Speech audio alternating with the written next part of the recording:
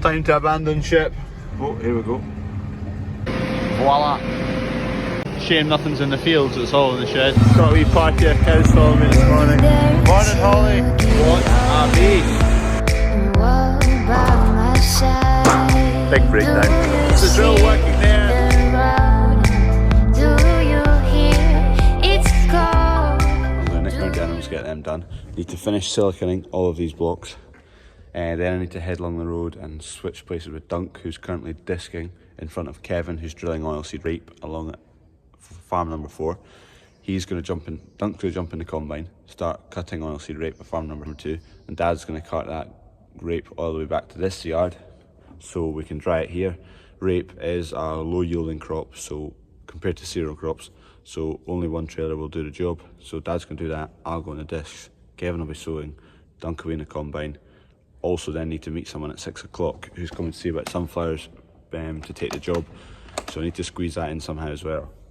So it's going to be a busy one. Coos fed, Highlanders fed, or at least one of them, and that's the sheep fed. I've got quite a few panels done now. This is my last tube of sealant. I might go and get more, I might just leave these for now. We've got enough to do all of the rape crop. You see what I've done there? All the way down, all the way up, down to the base. So hopefully when that flat face butts up against it, there won't be a gap for crop to fall down. Needing to help the joiner for a wee bit just now, just because there's going to be no one else to drive the forklift later on if he's needing it. So go and do that now, give him a hand, and then it'll give him kind of enough to do later when there's no forklift kicking about. Get a cage on for the joiner. Also there's a few pallets at the shop apparently on a lorry that needs to come off. So there's that pallet to come off of this wee truck, and then I'm just going to squash this stuff down and then I can get to the joiner on over there. We're clearing a bit of space, and then those beams over there are going up on the roof. Voila!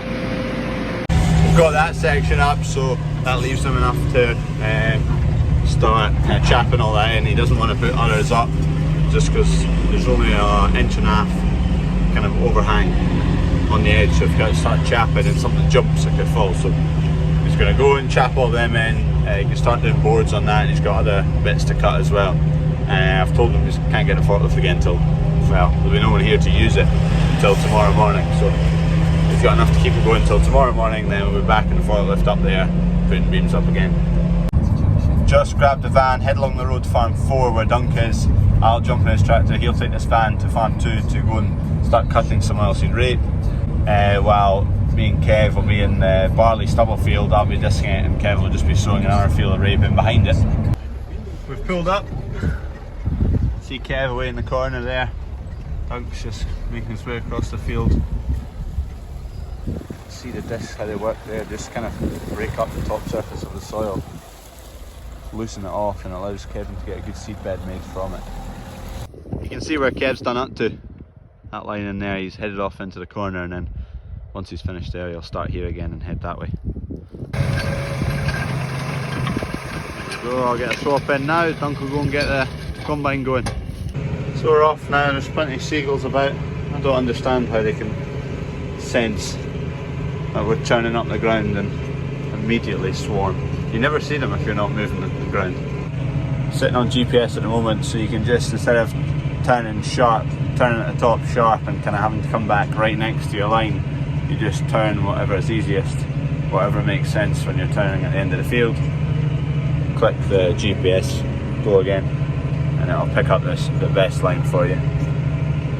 So right now, this is a 3 metre Simba Express, and Kev's in a 3 metre solitaire drill, so we're both the exact same width. So I'm just trying to keep just the exact same speed as Kev, just a few widths ahead. Don't want to start pushing on ahead because the ground will, if it's dry it'll dry out, if it starts raining it'll get soaking. So just enough to keep up, and if the rain comes on then we both stop. So that's kind of what we're working towards at the moment. Kev's just over there just now, so he's just heading this way, I'm heading this way as well, and we're just working together all the way across the field. There's quite a bit of rain about. Hopefully it'll stay clear of us. Keep heading along the hills there and just stay away from this field, stay away from where Dunk is combining. Dunk is combining Yeah, it's too far away. Over there. There's a buzzard. It's coming up to the end here. It's kind of just gone 12 o'clock, so we'll stop for our lunch. Everything's working fine. The new GPS system, which is this wee box here, it's working fine as well. Getting perfect signal. Signal's working perfectly. Discs are going well. There's a few stones in the field, but it was grubbed twice last year, so it pulled up a lot of stones last year.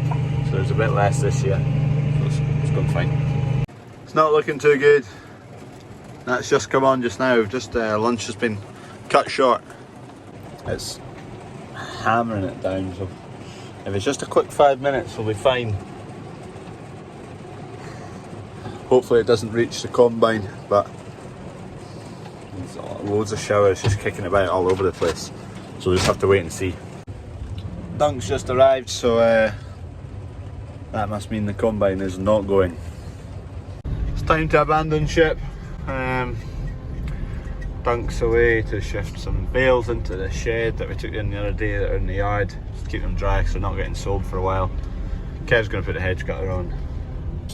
I'm just going to head back to the yard at home. I'm going to pick up the controls for the hedger and bring it along for Kevin to put on. Save him coming back. Oh gee. I was just about stuck in the field there with the van, that's why that cut short that little bit. This is what I'm after. The armrest. And these are the controls for the hedger. So I'll take this to Kev. He needs this to use it. The yard's pretty busy along here. Shame nothing's in the fields, it's all in the shed. There's all the rape that was harvested. Turns out it wasn't quite ready. Too moist. The lorry due in about 10 minutes, so until that comes I'm just going to nip up to the sunflowers, see how they're doing. Then the joiner needs a hand again putting up. Same as what we were putting up this morning, just more of them. Uprights for the ceiling. So there's my one sunflower from the batch before, so it's still a wee bit away. And the rest of them, well, that shows that they're a good way away. So there's the ladybug.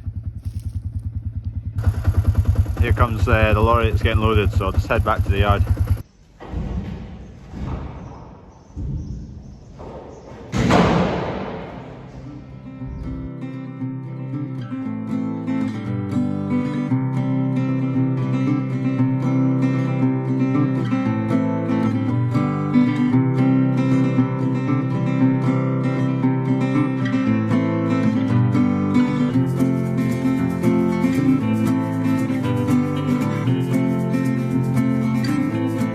That's the final lorry done.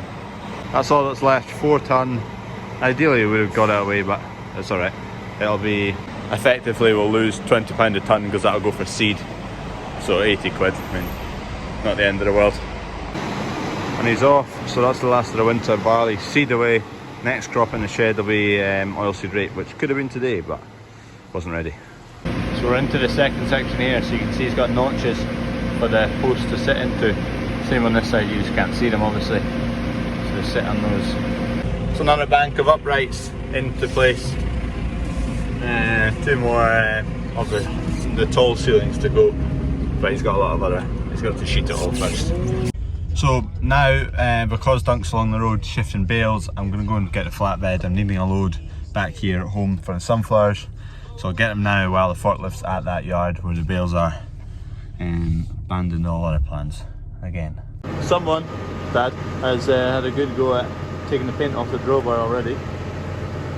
Back home now to the yard to pick up the flatbed, then head to farm 4 to pick up some bales, and then back home to drop off the bales. Been a bit of a stop-start kind of day.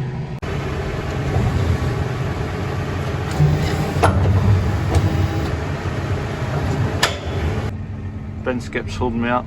Oh, here we go.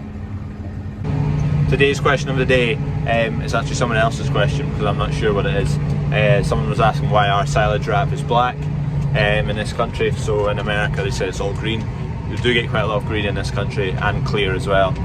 You do get a range of colours, but I'm not sure why specifically black was like the original colour.